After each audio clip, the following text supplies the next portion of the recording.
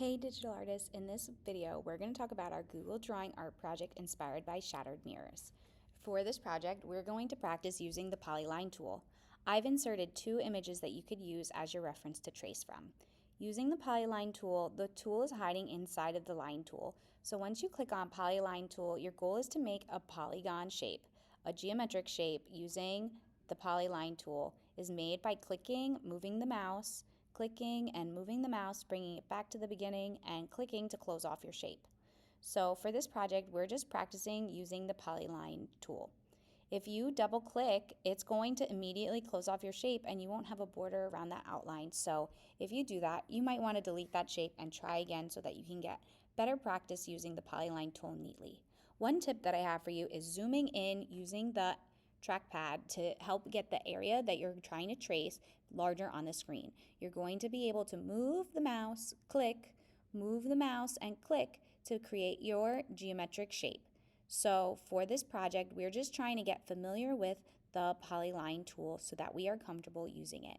The polyline tool is one of the best tools that's available inside of Google Drawing for helping you make geometric shapes. Yeah, you could use the shapes in the shape toolbar for this, but this is creating a custom geometric shape with the number of angles and closed off shape with the number of sides based on how many times you click. One thing that you can do is double click on a finished shape so that you can refine the angles and the edges so that it more fits together like a puzzle piece. Make sure that when you bring those together, you don't double click, that you just single click as you're moving around.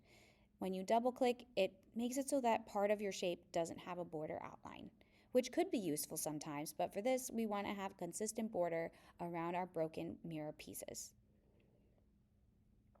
Some of the pieces can be really complicated, like this one fracture that almost looks like a giant V tilted on its side.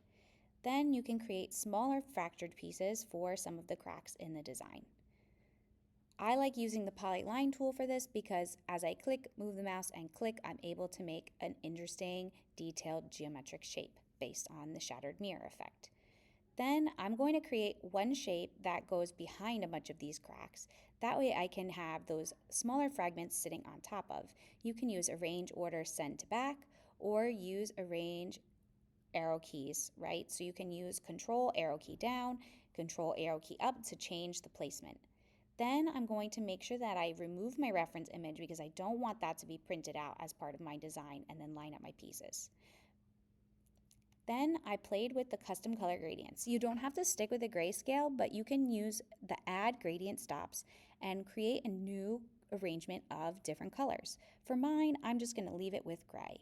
You could try out clicking on the dots in that horizontal bar and arranging them in a different order. Then once I did that, I clicked OK.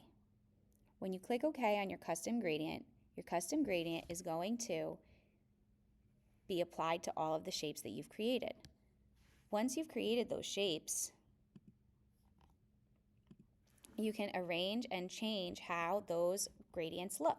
So by clicking on each one of the shapes and changing the angle of the design, you're able to create a more impactful color placement on your image. So I wanted to have it look like some of those diagonals were headed in towards the center to make my mirror look more fractured.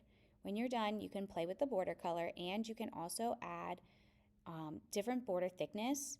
You can change some of the pieces as you go to fit your personal design. Don't forget to use Insert Word Art to add your name to your design.